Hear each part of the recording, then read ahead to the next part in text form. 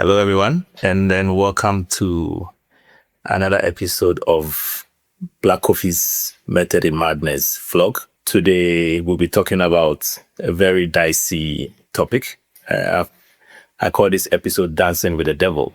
And today, I think I also have a fun fact for you. I was scrolling on TikTok and I saw one fun fact. It's a very funny one. It says of all the male species, it's only the alligator who has a permanent erection. So the alligator goes about their daily lives with a permanent erection 24/7, 365 days in a year. So it has its good side and bad side. I will not go into that. But welcome to today's Method in Madness podcast. Today with me, my Rubik's Cube. I'm on episode 6 so far, and I've still not been able to even get one side of it complete. Probably I'm not paying attention to it or I just not know how to do it. I'll have to give it to my kids to learn how to teach me how to be able to go about it. Today I have a special guest on my left. I bought this figure. There's a sculpture from the north. I call it the Pied Piper of Hamelin. Hamelin is a town in the northern region. So if you remember the Pied Piper of Hamelin, I call this one the Pied Piper of Hamelin. I think he's playing some flute. So welcome. You get to meet the Pied Piper. He'll be featuring quite often in subsequent episodes as we go along. So we've covered quite some ground from episode 1 to episode 5, where we've talked about various topics from how we started, Agro Center, the come up, winning some award, winning some money, getting traction, all the nice things. So today we're going to talk about not so much of a nice thing. And I mentioned earlier, I call this episode Dancing with the Devil. I nickname it Dancing with the Devil because startups go through, or companies go through various stages in their lives. And once you have attention and the spotlight on you, in most cases, you attract both the good, the bad, and the ugly. So today we're talking about how we attracted some bad and ugly people, not staff, but partners into our business, and how did we get rid of them. There's a concept we call taking bad money. So there's good money, there's bad money. As a startup, if you raise good money from investors, they go beyond the typical capital. They serve as your anchor, as your advisors, as a foot in the door for you. If you need an introduction to company A, if you need an introduction to company B, if you need an introduction to even to have further partnership, they are the go-to people because they've invested in you. They have skin in the game. They understand your business. They don't try to run your business for you. They don't try to micromanage you.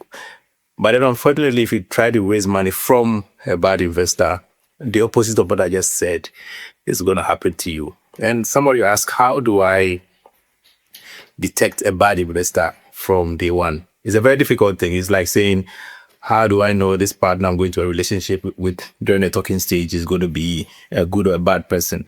You can't tell. There are some actions that you see. There are some activities that you see that will probably give you a slight of a hint of an idea, but it's not conclusive enough to be able to say, okay, this person is going to be a good person or a bad person in the next 3 or 4, 5 years, just by meeting them for 1 or 2 occasions.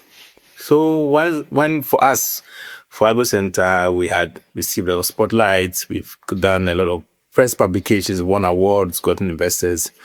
And the whole idea of growing a business, very fast growing businesses, yes, you need constant capital, not constant, but you need capital to be able to do a lot of activities, scaling, hiring more people, growing your revenue. So there'll come a time where people approach you, hey, I like what you are doing. I want to invest in you. I want to invest in your company. And for us, since that episode, we've been very critical of who we call an investor, who we let into our, let's say, our cap table. So cap table is more of where somebody invests in your company, what shares you have, where they sit, the kind of activity they perform, whether they're on your board or not. Because mostly we now try to raise from institutional investors, so companies, venture capital, angel investors, not any rich person who has money sitting somewhere who thinks, okay, I'm not saying all individual investors are bad. No. At your early stage, you have to raise money from friends, family, and angel investors. And in most cases, angel investors are the individual investors who are going to give you money. So how do you go about detecting who a good or a bad investor is? So this is so I would like to use as an example. For us, it was I think since we came back, we had come back from a lot of these events, a lot of these press releases, and a lot of traction. I got a call from one person who said, I've seen you guys in the news, I've seen you guys, and I'm very interested. I want to learn more. So this was, I'm not going to mention names because of course, one, for legal reasons, two, for non-confidentiality, non-disclosure agreements that we have in place. So he called me, he wants us to meet. So I said, okay, fine, why not? And he was in Ghana. So I met him in East Legon. We had an initial conversation, talked about the business, talked about what we've done. I talked about our growth part, where how we want to see this business becoming a household name across Africa, how we want to empower smaller farmers using technology. And he liked the idea so much. And he said, oh, guys, I like your idea. I like you guys. I like the team. I want to be a part of it. And for us, it was a good idea because the initial vibe was good. We met him, we had a very good vibe. And he said, okay, I want to invest in you guys. Maybe before that, I want to introduce you to a partner who is also very experienced in the agricultural sector. And he has a PhD and is a consultant. So he's able to help you navigate a lot of dangerous part that you might face in the future. And trust me, that was ticking all the boxes for who a good investor is. So we said, why not? So we met with his partner. He mentioned, oh, he's a good guy. He knows him personally. And then we had further conversations. One conversation led to another. And then this investor one day said, okay, I want to invest in you guys. I want to give you guys $100,000 investment. It's going to be a form of debt. Debt is mainly like debt. You know what debt is. And I want to do a debt investment in you guys. I'll spread that debt over 2-3 years. And when you're able to repay, we can look at the equity side of the business. So why not? Of course, at that point, we've raised some equity. So I think we're looking for debt capital because we were looking for a lot of working capital to be able to do the trade activities, etc., that we do with the farmers. So this news came as a very good news for us. We were so excited about it. So we went through the process, doing due diligence. He issued us a term sheet. We read the term sheet. We showed the shared term sheet to our investors. They also read it. It was a standard term sheet, so no hidden messages, no bad thing in it. We signed. We went through the process, and then the $100,000 was disbursed into account. That helped us be able to do a lot of activities in terms of scaling to new markets, getting more farmers, doing a lot of trade activities for the farmers. Then, for investors, of course, I would tell the investor is bringing beyond money. An investor is somebody who can talk to you, who can even call you, talk about something that has nothing to do with investment. So it's more like a relationship. So this investor that we had, we speak, we talk, we catch up once a week, etc. Then I noticed a very particular style of in a communication. It has to do with trying to micromanage you in terms of what you do. Sometimes he will pitch a suggestion. It's more like a suggestion by something that he wanted to force you to do. But if you invest in somebody and the founders still have majority stake, you can't micromanage the founders. You trust them, that's why you invested in them. So this went on for some time. I noticed a pattern. And I think in most cases also, a lot of things they say we push back because it was not even an equity investment, it was a debt. Debt comes with its own timeline of when you need to pay the money and other activities. So it was a debt financing. We looked at it. But then as a business, as you are growing, you need to bring in more partners. So in one day, one of the conversations, I mentioned to him that, hey, we have started conversations with some equity players who are looking to come on board for our next round because we want to raise X amount of money to be able to help us do A, B, C, D, E, F. So we need additional institutional investments into the business to grow the business. It was out of transparency that we told him all that. Then I think I saw his mood change. I didn't take him serious because I wasn't going to babysit anybody into how he felt. Or I just told him, and he said, fine, okay.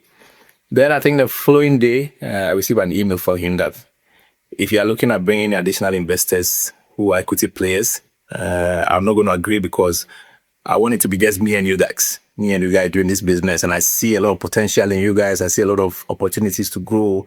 If just be us, don't bring in new people. Even your old investors are on the table. I want them to go if it's possible. Let's go and look for money and pay them off and let them go. That was the biggest red flag, the first one. So I said, no, we can't do that. We can't, one, let the new investors we are talking to go. Two, look for capital to be able to pay out the old investors because it was not even time for them to have a return on investments. And then this guy flipped. This guy started using all expletives, talking about foul language, etc., etc., etc. But then we kept our calm. You have to keep your calm because you don't have to also lose it.